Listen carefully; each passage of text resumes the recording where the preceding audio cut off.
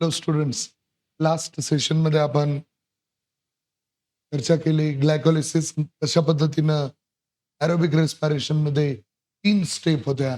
Number 1 glycolysis, number 2 tricarboxylic acid cycle, त्याला आपण म्हणतो TCA सायकल किंवा क्रेब्स सायकल, आणि शेवटची एक रिॲक्शन बघितली ETC, electron transfer chain reaction.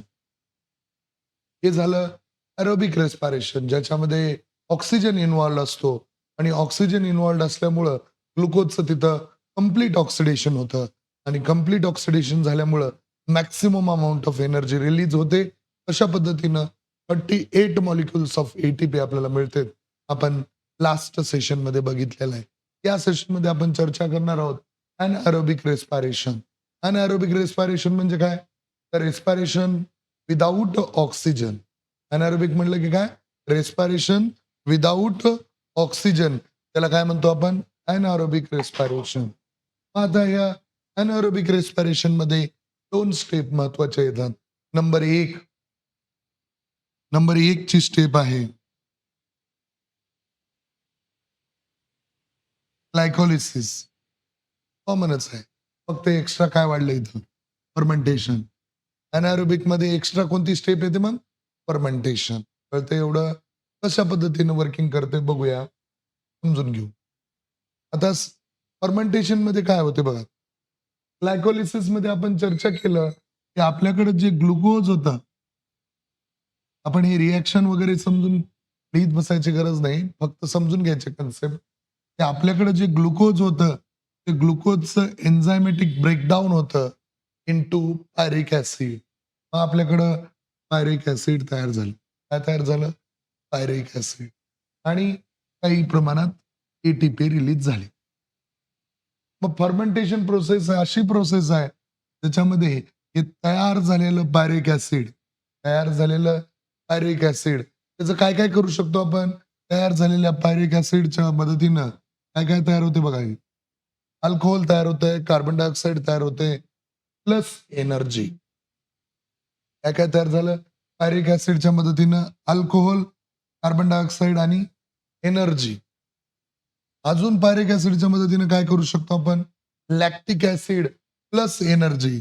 Lactic acid कुठं तयार होतंय? During the exercise. आपल्या मसल सेल मध्ये लॅक्टिक ऍसिड तयार. आणि अजून काय काय तयार करू शकतो इथं? की मायक्रोब्सच्या मदतीनं काही ऑर्गॅनिक ऍसिड जसं व्हिनेगर असेल, विटॅमिन असेल. फर्मेंटेशन एक अशी प्रोसेस आहे त्याच्यामध्ये एक कार्बन कंपाऊंड, कार्बन असणाऱ्या कंपाऊंडचं कन्व्हर्जन दुसऱ्या कार्बन कंपाऊंड मध्ये केलं जातं. जसं पारिक ऍसिड पासून अल्कोहोल बनवणं, लॅक्टिक ऍसिड बनवणं किंवा वेगवेगळे ऑर्गॅनिक ऍसिड बनवणं. याचा एक टेबल आहे, त्याच्यामध्ये आपण हे समजून घेणार आहोत फर्मेंटेशन मध्ये नेमकं काय काय तयार होतंय. आता कधी कधी हे अनएरोबिक रेस्पिरेशन परफॉर्म करते आणि कोण कोण अनएरोबिक रेस्पिरेशन परफॉर्म करते हे आपण चर्चा करणार आहोत. आता हे सीड्स आहेत. टर्मिनेशन प्रोसेस मध्ये सीड्स आहेत. आता जसं सध्या पेरणीचे दिवस चालू आहेत समजा, तर याच्यामध्ये सीड्स आता हे जमिनीच्या मध्ये आहेत. समजा आता या सीड्सला इथल्या पोर्शन मध्ये ऑक्सिजन मिळते का? मिळत नाही ऑक्सिजन. मग हे तरी पण जिवंत राहतात. मग हे कोणतं रेस्पिरेशन परफॉर्म करतात? अनएरोबिक रेस्पिरेशन, म्हणजे जिथं ऑक्सिजनची गरज नाही. आणि जसंही त्यांचा काही पोर्शन आहे इथून ग्रीन दिसायला लागला, मातीच्या थोडं वरच्या बाजूला आला, त्याचा अर्थ काय? मातीमध्ये मध्ये वरच्या लेयरला काय असणार आहे? ऑक्सिजन असणार आहे. म्हणजे एक जरी लिव्ह्ज तयार झालं तर ते फोटोसिंथेसिस परफॉर्म करतात. म्हणजे त्यांना कशाची गरज आहे? ऑक्सिजनची गरज आहे. तर कार्बन डायऑक्साईड म्हणलं तर त्याच्यामध्ये ऑक्सिजन आहेच ना. म्हणजे याचा अर्थ काय? की सीड्स जर्मिनेशन प्रोसेसमध्ये इनिशियल बूस्ट, इनिशियल ग्रोथ होईपर्यंत अनारोबिक रेस्पिरेशन परफॉर्म करतात. ही एक एक्झाम्पल झालं. दुसरं एक्झाम्पल आपल्याला सांगता येईल कोणतं? की एक्सरसाइज करत असताना, त्याचा क्वेश्चन बोर्डामध्ये बऱ्याच वेळा पडलाय पहा, की we feel exhausted during the exercise किंवा आफ्टर द एक्सरसाइज, असा क्वेश्चन बोर्डामध्ये बऱ्याच वेळा पडलेला आहे. कोणता question? We feel the tired, we feel tired after exercising. किंवा वी फील एक्झॉस्टेड म्हणजे एक्सरसाइज केल्यानंतर आपल्याला सगळं संपल्यासारखं वाटतंय. अंगामधली एनर्जी संपल्यासारखं वाटतं. थकल्यासारखं होतं आणि आपण थोडं रेस्ट घ्यायचं विचार करतो. बरेच जण रेस्टही घेतात, काही प्रॉब्लेम नाही. आता बघा रे, एक्सरसाइज करत असताना आपले जे मसल सेल आहेत, कोणते? हे जे एक्सरसाइज करत असताना आपल्या ज्या मसल सेल आहेत, कोणत्या सेल आहेत त्या? हे आपले मसल्स आहेत. हे परफॉर्म करतात एनारोबिक रेस्पिरेशन. आपले मसल्स काय परफॉर्म करतात? Anaerobic respiration. एनारोबिक रेस्पिरेशन म्हणलं, तर आपल्याला माहित आहे इथं काय होतंय? ग्लुकोजचं ग्लुकोज इनकम्प्लीटली ऑक्सिडाइज होते आणि इथं जी एनर्जी असते, ती लेस अमाउंट ऑफ एनर्जी इथून रिलीज होते. मग काय होतंय? एनर्जी एकतर कमी पडली आणि सगळ्यात महत्त्वाचं सांगायचंय तुम्हाला इथं, लॅक्टिक ॲसिड तयार होते आणि ज्या ॲसिडमुळं तुम्हाला थकल्यासारखं वाटतंय. हे आन्सर आहे पहा. लिहून घ्या तुम्ही. मी बाजूला गेल्यानंतर तुम्ही लिहून घ्यायचं आहे. बघा आता काय म्हणलं बघा, during the exercise our muscles can perform the anaerobic respiration. म्हणजे एक्सरसाइज करत असताना आपले मसल्स कुठलं रेस्पिरेशन परफॉर्म करतील? अनएरोबिक रेस्पिरेशन परफॉर्म करतील. त्याच्यामुळं काय होईल? ती एनर्जी तयार होणार आहे, ती कशी होणार आहे? लेस अमाउंट ऑफ एनर्जी. एकतर एनर्जी कमी तयार होते आणि दुसरं तयार होतंय लॅक्टिक ॲसिड त्याच्यामुळे आपल्या बॉडीला थकल्यासारखं वाटतंय. म्हणून आपण असं म्हणूया, we feel tired after exercising. Board PYQ आहे. बऱ्याच वेळा बोर्डामध्ये पडलेला हा क्वेश्चन आहे. व्हिडिओ 1 वेळा, 2 वेळा, 3 वेळा बघत राहा. ऑटोमॅटिक तुम्हाला लक्षात येते. हे लिहून घ्या आन्सर. कोणता आहे? We feel tired after exercising. या क्वेश्चनचा आन्सर काय मग? एक्सरसाइज करत असताना आपले मसल्स कोणतं रेस्पिरेशन परफॉर्म करतील? Anaerobic respiration. एनारोबिक रेस्पिरेशन म्हणलं की ग्लुकोजचं काय होतंय? इन्कम्प्लीट ऑक्सिडेशन आणि ग्लुकोजचं इन्कम्प्लीट ऑक्सिडेशन झाल्यामुळं इथं जी एनर्जी तयार होते ती कोणती होते? लेस अमाउंट ऑफ एनर्जी. एक तर एनर्जी कमी आणि दुसरं महत्त्वाचं तयार होतंय लॅक्टिक ॲसिड. जेव्हा पण आपल्याला थकल्यासारखं वाटतं, जेव्हा आपण उपवास वगैरे धरतो, आपल्यामध्ये एनर्जी राहत नाही पहा. तसंच आपल्याला असं होतंय, की एक्सरसाइज केल्यानंतर आपल्याला अर्धा 1 तास रेस्ट करण्याची इच्छा होते. ओके. हे लॅक्टिक ॲसिडमुळं होते. कोणत्या ॲसिडमुळं? लॅक्टिक ॲसिडमुळं. कळतंय एवढं? ईझी. समजून घेऊ. आता हे टेबल तुम्हाला बोर्ड पी-वाय-क्यू आहेत पहा. बऱ्याच वेळा बोर्डामध्ये विचारलेले टेबल आहेत हे. पहिले तर एरोबिकचा टेबल समजून घेऊ. आपल्याला ऑलरेडी झालंय. एरोबिकमध्ये रे, एरोबिकमध्ये आपल्याकडे कार्बोहायड्रेट्स आहेत. समजून घ्या. कार्बोहायड्रेट्सचं काय झालं? ग्लायकोलिसिस. शिकलो आपण. कार्बोहायड्रेट्सचं काय होतंय? म्हणजे कार्बोहायड्रेट्स म्हणजे कोण आहे? ग्लुकोज. ग्लुकोजचं काय होतंय? ग्लायकोलिसिस. ग्लायकोलिसिस पासून काय तयार होतंय? पॅरिक ॲसिड. पॅरिक ॲसिड पासून काय तयार होतंय? ॲसिटिल कोएन्झाइम ए. त्यानंतर अप्लाय करतो आपण क्रेब्स सायकल. क्रेब्स सायकल नंतर काय तयार होतंय? CO2 H2O energy. CO2 H2O energy. CO2 H2O energy. ही झाली प्रोसिजर जर आपल्याकडं. आपल्या बॉडीमध्ये लिपिड्स असतील तर आपल्याला माहित आहे. लिपिडचं काय होतंय? Fatty acid. फॅटी ॲसिडचं काय होतंय? ॲसिटिल कोएन्झाइम ए. बाकी प्रोसिजर सेम. आलं लक्षात? जर आपल्याकडे प्रोटीन असतील हे पण आपल्याला माहित आहे. प्रोटीनचं काय तयार होतंय? Amino acid. बाकी प्रोसिजर सेम. कळतंय का? म्हणजे अरेबिक रेस्पिरेशनचं टेबल आपल्याला लक्षात आलंय. ते बघायला नाही आपण कोणतं? अनएरोबिकमध्ये. हो का रे? ग्लुकोज असेल तर ग्लायकोलिसिस होणार आहे. मग ग्लायकोलिसिस पासून तयार होणार आहे पायरिक ॲसिड, पायरिक ॲसिड, पायरिक ॲसिड. हे टेबल असं लिहूया आपण. हो का रे? हे टेबल असं लिहूया. कलर दुसरा घेऊ.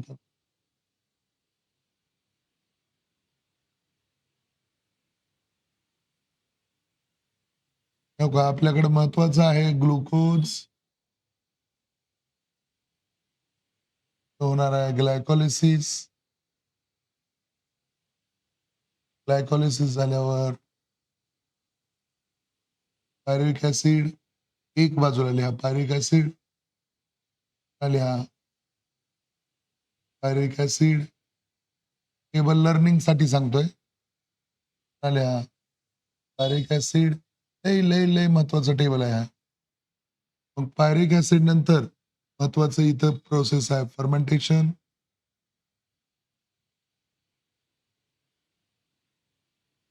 इथं पण महत्वाची प्रोसेस फर्मेंटेशन. फर्मेंटेशन म्हणलं की एका कार्बन कंपाऊंडचं कन्व्हर्जन दुसऱ्या कार्बन कंपाऊंड मध्ये होते. काही सोपं आणि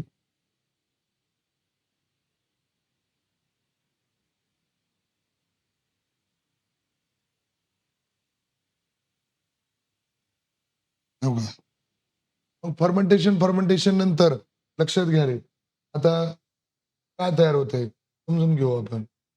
एका बाजूला तयार होतंय योगा पाठ करायचे आपल्याला. एका बाजूला तयार होते अल्कोहोल.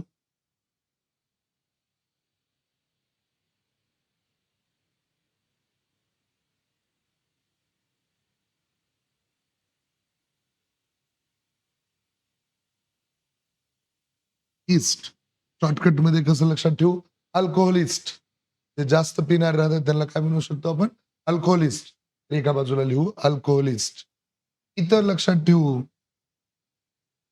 कोणतं, तो काही तेव्हा इथं इथं काय तयार होतंय, डिफरंट प्रोडक्ट्स.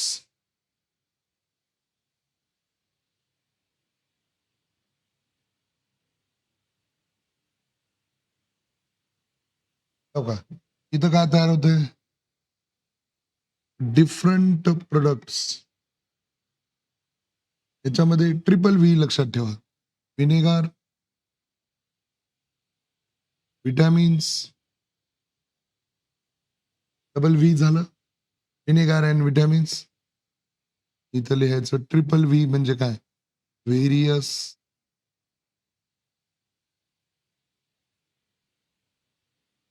मायक्रोब्स. हे शॉर्टकट काय यायचं, triple V. V for vinegar, V for vitamins, V for various microbes. एका बाजूला ट्रिपल व्ही लक्षात ठेवायचं, एका बाजूला अल्कोहोलिस्ट लक्षात ठेवायचं.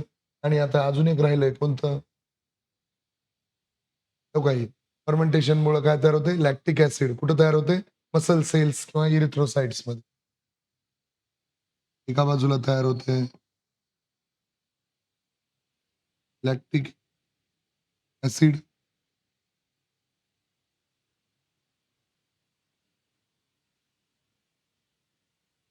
तयार होते मसल सेल किंवा इरिथ्रोसाइट्स. हे सुद्धा काय लक्षात ठेवू आपल्या मसल्स मध्ये. आता हे लक्षात कसं ठेवायचं, पहिले लक्षात ठेवायचं ग्लुकोज, मग लिहायचं ग्लायकोलिसिस. मग 3 वेळा पायरिक acid pyruvic acid pyruvic acid. मग 3 वेळा फर्मेंटेशन फर्मेंटेशन फर्मेंटेशन. मग एका बाजूला लिहूया अल्कोहोलिस्ट, दुसऱ्या बाजूला लिहा different products. Triple V, triple V म्हणजे vinegar, vitamins, various microbes. Vinegar, vitamins, various microbes. आणि एका बाजूला लिहूया लॅक्टिक ऍसिड मसल सेल्स आणि इरिथ्रोसाइट्स मध्ये, मसल्स मध्ये आपल्या तयार होते. आताच आपण चर्चा केली. म्हणजे असा ऍरोबिक आणि अनएरोबिक हे दोन्हीही टेबल डायरेक्ट 5 दोन्हीपैकी एक कुठलाही 5 मार्काला पडला बा मार्काला. तर व्हेरी इम्पॉर्टंट PYQ आहे हा. ते किती मार्काला पडतंय, 5 मार्काला पडणारा हा PYQ. बऱ्याच बोर्डाच्या पेपरमध्ये कसं येतंय, त्यातले काही बॉक्स हे ब्लँक ठेवतात, ते तुम्हाला कंप्लीट करा म्हणून येते. त्यामुळे हे दोन्ही टेबल मुखपाठ झाले पाहिजे. चला एकदा रिव्हिजन घेऊया. कार्बोहायड्रेट्स म्हणजे ग्लुकोजचं होणार ग्लायकोलिसिस, ग्लायकोलिसिस पासून तयार होणार पायरिक ऍसिड, पायरिक ऍसिड पासून ऍसिटिल को एन्झाईम ए, मग क्रेब्स सायकल, मग कार्बन डायऑक्साइड, मग ऑक्सिजन आणि वॉटर. मग ह्याच्यामध्ये carbon dioxide, water plus energy. Lipid पासून तयार होते फॅटी ऍसिड, फॅटी ऍसिड पासून तयार होते ऍसिटिल को एन्झाईम ए, बाकी सगळं सेम. प्रोटीन पासून तयार होते अमायनो ऍसिड, अमायनो ऍसिड पासून तयार होते ऍसिटिल को एन्झाईम ए, बाकी सगळं सेम. इकडे सोपं आहे. कसं, हे टेबल लक्षात ठेवू आपण केलं. ग्लुकोजचं कसं लक्षात ठेवायचं, ग्लुकोजचं glycolysis, pyruvic acid pyruvic acid pyruvic acid, fermentation fermentation fermentation. एका बाजूला लिहू लक्षात ठेवूया अल्कोहोलिस्ट, अल्कोहोल आणि इस्ट. दुसऱ्या बाजूला लिहू ट्रिपल व्ही, तसं vitamins, vinegars and various microbes. These are the different products. इकडे इकडे सांगता येईल तुम्हाला लॅक्टिक ऍसिड मसल सेलमध्ये किंवा इरिथ्रोसाइट्समध्ये अशा पद्धतीनं तयार होते. मग हे जे टेबल आहे 5 मार्कासाठी तुम्हाला लक्षात ठेवायचं आहे. मग थोडंसं पुढे जाणार आहोत. या लेसनचा सगळ्यात शेवटचा पार्ट ज्याच्यामध्ये आपण सेल डिव्हिजन शिकणार आहोत. तर काय होतंय नेमकं? सेल डिव्हाईड होत असताना कशा पद्धतीनं सेल डिव्हिजन होते? बघा रे, Darwin theory of natural selection आपण शिकलो. की डार्विन थिअरी ऑफ नॅचरल सिलेक्शनमध्ये डार्विनने काय सांगितलं बघा? आठवलं का? Survival of the fittest. Those animals, those organism which are fit. आठवलं का? ते ऑर्गॅनिझम फिट असतात, तेच काय करू शकतात? सर्व्हाइव्ह करू शकतात. आणि जे सर्व्हाइव्ह करतील ते 2 गोष्टी करतील. एक एक तर त्यांच्यामध्ये कॉम्पिटिशन आहे. कसं आहे? ते compete with the each other in a life threatening manner. म्हणजे जीवघेणी स्पर्धा आहे. आणि दुसरं म्हणजे ते रिप्रोडक्शन करतील. म्हणजे लिव्हिंग ऑर्गॅनिझममध्ये रिप्रोडक्शन ही खूप कॉमन गोष्ट आहे. स्वतःसारखा एक नवीन जीव तयार करणे, ज्याच्यामध्ये आपलेच कॅरेक्टर असतील, ज्याच्यामध्ये आपलेच जीन्स असतील. म्हणजे आपण काय लिव्हिंग ऑर्गॅनिझम काय करतील मग? एक नवीन लिव्हिंग ऑर्गॅनिझम तयार करतील, लाइक देमसेल्फ. जसे त्यांच्या बॉडीमध्ये कॅरेक्टर आहेत, तसेच कॅरेक्टर असणारा एक नवीन जीव ते तयार करतील. त्या प्रोसेसला आपण काय म्हणतो? रिप्रोडक्शन. कशा पद्धतीनं रिप्रोडक्शन होते बघा रे. आता समजून घ्या, हे एक सेल आहे, सेलला हे मेम्ब्रेन आहे आणि हे न्यूक्लियस आहे. पहिल्यांदा काय होतंय? पहिल्या स्टेपमध्ये हे एक न्यूक्लियसचे तयार होते 2 न्यूक्लियस. एका न्यूक्लियसचे किती न्यूक्लियस झाले? 2 न्यूक्लियस. बरोबर? मग आता बघा, पहिल्यांदा न्यूक्लियस डुप्लिकेट झालं. न्यूक्लियस काय झालं? डुप्लिकेट झालं आणि हे सेलचं आहे ना, इथून असं प्रेशर वाढत जातंय बघा ही. प्रेशर वाढत जाते, वाढत जातंय आणि इथून ही सेल कट होते. वर एक न्यूक्लियस आलं, वर एक सेल मेम्ब्रेन आलं. इथं एक न्यूक्लियस आलं, इथं एक असं सेल मेम्ब्रेन आलं. अशा पद्धतीनं एका सेलच्या 2 सेल तयार होतात. पहिल्या स्टेपमध्ये काय होते बघा, पहिल्या स्टेपमध्ये काय होतंय, तर न्यूक्लियसचं डिव्हिजन होते. दुसऱ्या स्टेपमध्ये काय होतंय, इथं जे सायटोप्लाझम आहे, ते 50% वर जातंय, 50% खाली येतंय. म्हणजे सायटोप्लाझमचं एक डिव्हिजन होतंय आणि न्यूक्लियसचं एक डिव्हिजन होतंय. म्हणजे कुठलंही सेल डिव्हिजन होत असताना 2 स्टेपमध्ये होईल. एक न्यूक्लिअर डिव्हिजन, त्याला म्हणायचं कॅरिओकायनेसिस. काय म्हणायचं त्याला? कॅरिओकायनेसिस. आणि दुसरं आहे सायटोप्लाझमिक डिव्हिजन, त्याला म्हणायचं सायटोकायनेसिस. शब्द लक्षात ठेवा. कॅरिओ म्हणजे न्यूक्लियस, कायनेसिस म्हणजे डिव्हिजन. कळालं का? कॅरिओ म्हणजे काय? न्यूक्लियस. कायनेसिस म्हणजे काय? डिव्हिजन. म्हणजे ज्याच्यामध्ये न्यूक्लिअर डिव्हिजन होते, त्याला आपण कॅरिओकायनेसिस म्हणायचं. आणि ज्याच्यामध्ये सायटोप्लाझम डिव्हाईड होते, त्याला सायटोप्लाझमिक डिव्हिजन. ओके? मग आता आपल्या बॉडीमध्ये ज्या सेल आहेत ना, 2 प्रकारच्या सेल असतात. एक आहे सोमॅटिक सेल. कोणती सेल आहे एक? Somatic cell. आता लक्षात घ्या रे, मुलगा असो किंवा मुलगी असो, त्यांचं बॉडी स्ट्रक्चर, रिप्रोडक्टिव्ह ऑर्गन सोडून बाकी सगळं सेमच आहे. जसं मुली आहेत म्हटल्यावर 3 हात राहणार नाहीत, 3 डोळे राहणार नाहीत. डोळे 2च आहेत. कपाळ कपाळाच्या ठिकाणी, डोक्यावर केस आहेत. कानाच्या ठिकाणी सगळं कसं बॉडी सेमच असते. फक्त काय चेंज आहे? रिप्रोडक्टिव्ह ऑर्गन सोडलं तर बाकी बॉडी सगळी काय असते? सेम. मग आता मेल समजा नवीन जीव जन्माला येणार आहे. तो बॉय असेल किंवा गर्ल असेल, तर दोघांचंही बॉडी बनत असताना सेमच असते सुरुवातीला. आणि ज्या सेलमुळं आपली बॉडी बनते त्याला म्हणायचं सोमॅटिक सेल. सोमा म्हणजे काय? बॉडी बनवणाऱ्या सेल. कोणतं? Other than reproductive organ. Reproductive ऑर्गनला सोडून बाकी सगळी बॉडी बनवणाऱ्या सेलला आपण काय म्हणतो? Somatic cell. किती सोपी डेफिनेशन आहे पहा. Any biological cell forming the body it is called as a somatic cell. म्हणजे संपूर्ण बॉडी हो का? हे संपूर्ण बॉडी बनवणाऱ्या सेलला आपण काय म्हणतो?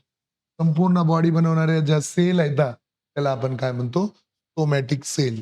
कळलं का?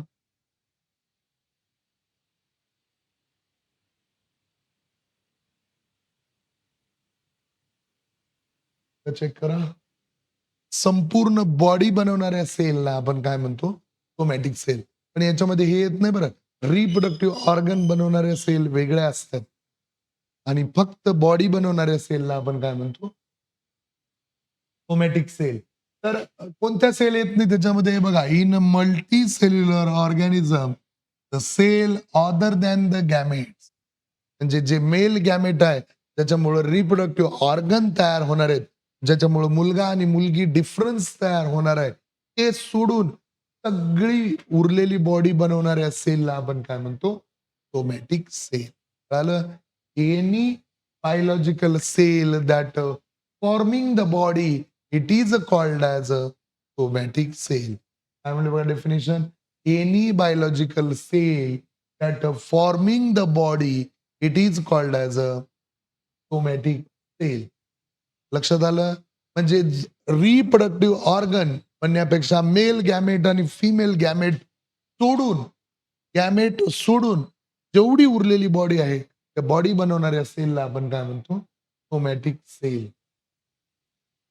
आता सोमॅटिक सेलमध्ये बघा रे, लक्षात घ्या, सोमॅटिक सेलमध्ये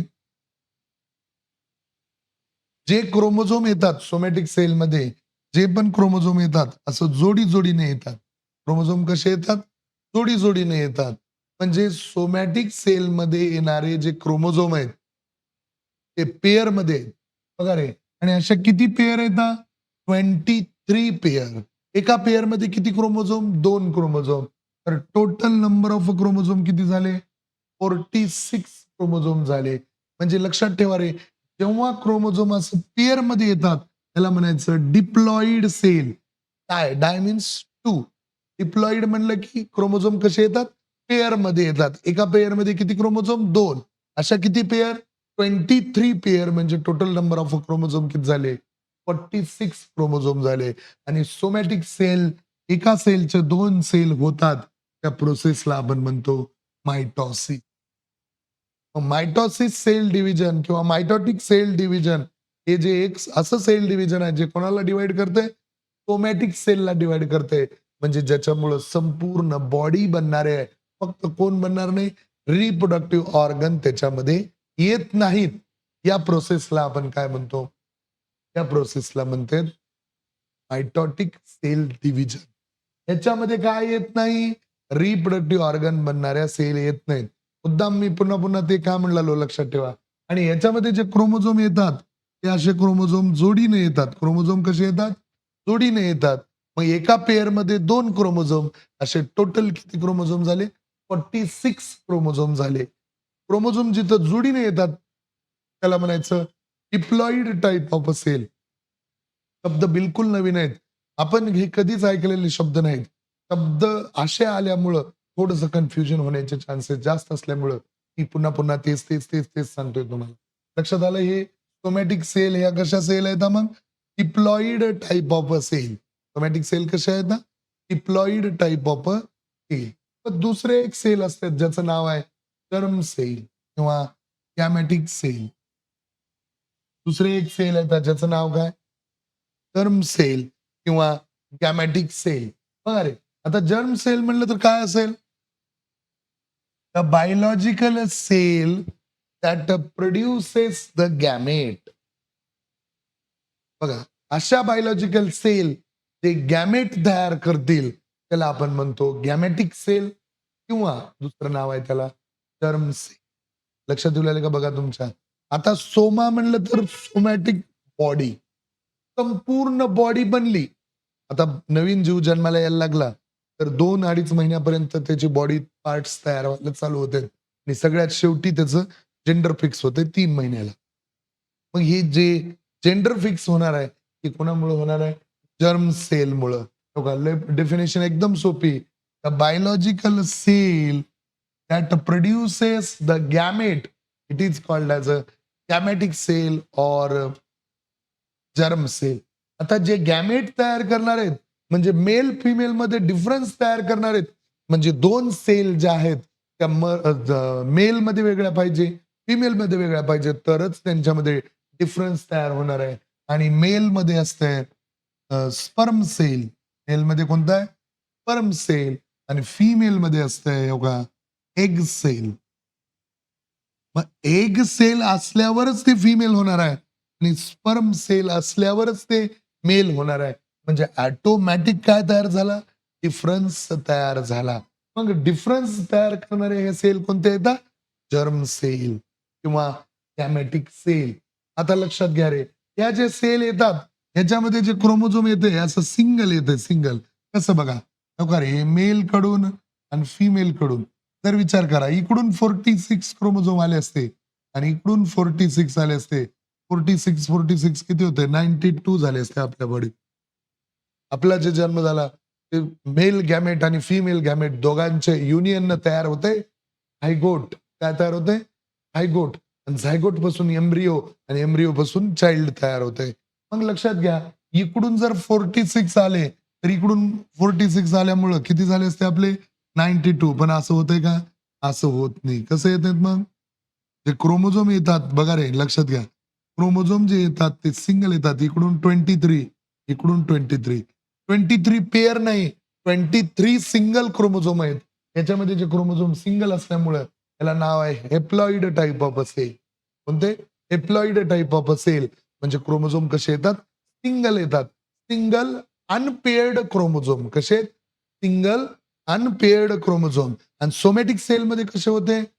पेअर्ड क्रोमोझोम होते आणि एका पेअर मध्ये किती क्रोमोझोम? 2. पण 23 पेअर होत्या. 23 पेअर म्हणजे कसे आले?